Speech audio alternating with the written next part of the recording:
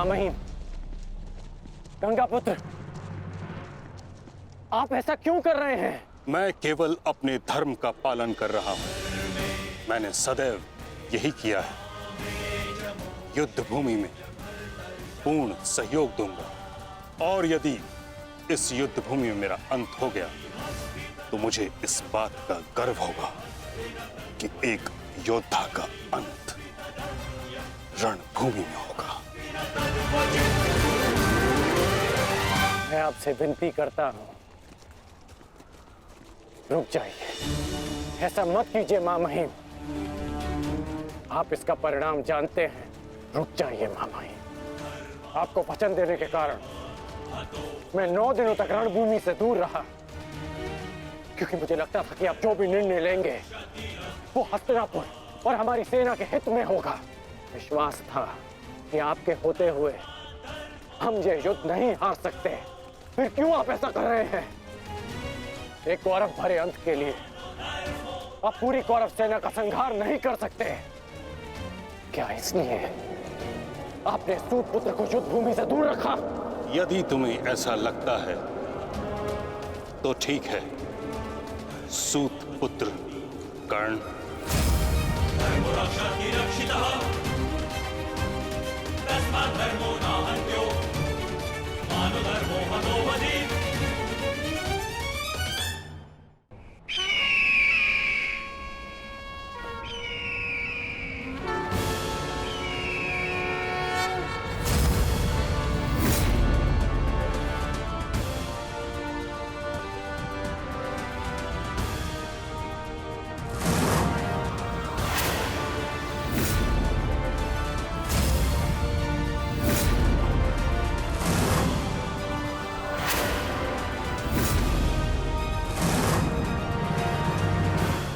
दुर्योधन, स्मरण रहे, आज हमारा केवल एक ही उद्देश्य है, महामहिम की रक्षा, और उसके लिए आवश्यक है शिखंडी का अंत।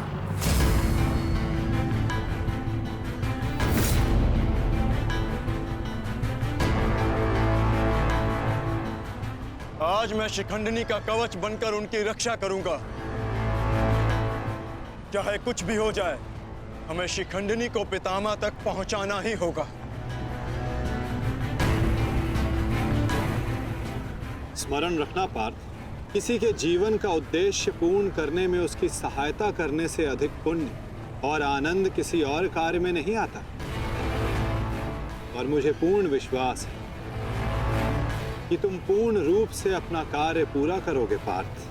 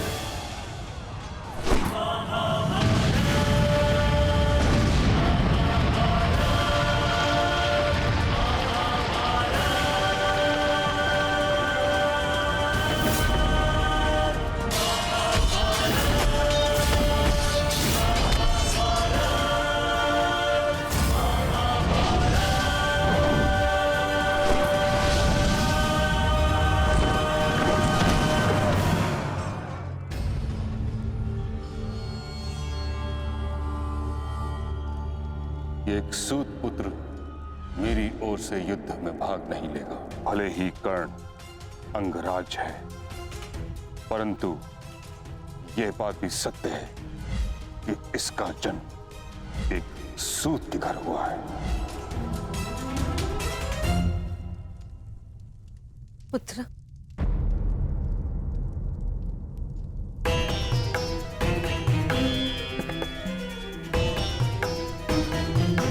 तुम यहाँ अंदर क्यों बैठे हो?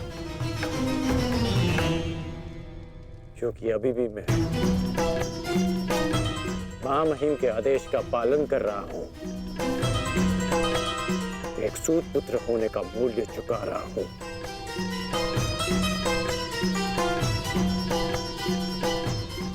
अर्थात तुम पितामह को अभी भी नहीं समझ पाए कर्णपुत्र। उन्होंने तुम्हें युद्ध में भाग लेने से इसलिए नहीं रोका क्योंकि तुम एक सूत पुत्र हो, इसलिए रोका क्योंकि वो जानते हैं कि तुम मेरे पुत्र हो।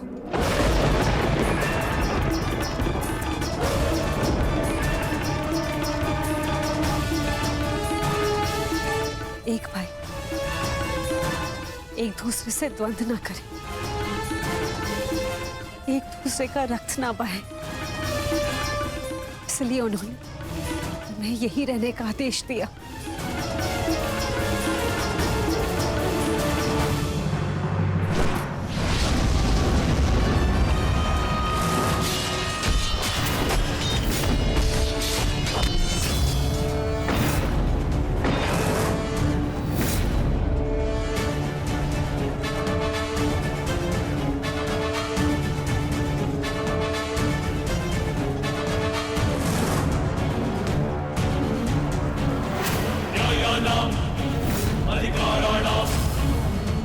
दुर्योधन, ये रहा हमारा आखेट।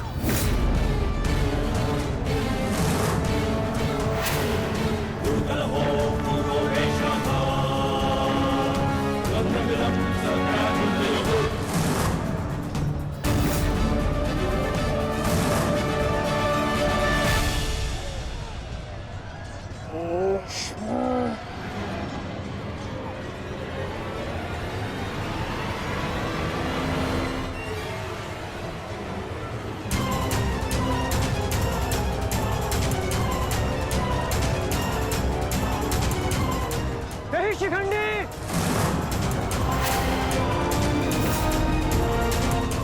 शिखंडी रुक जाओ।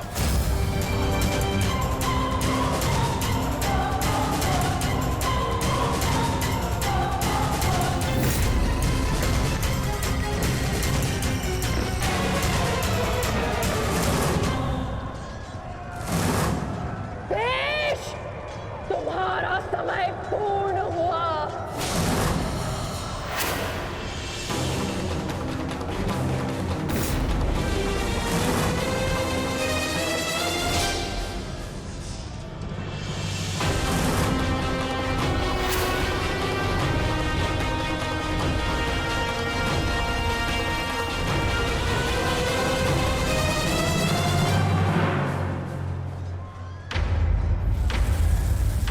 रूप बदला है परंतु युद्ध कौशल का स्वरूप नहीं बदला तुम्हारा। अब देखना यह है कि पुरुष बनकर कुछ पौरुष बचा भी है या नहीं। पुरुष के भांति लड़ सकते हो या नहीं। माधव, हमें शीघ्र अतिशीघ्र शिखंडी तक पहुंचना होगा।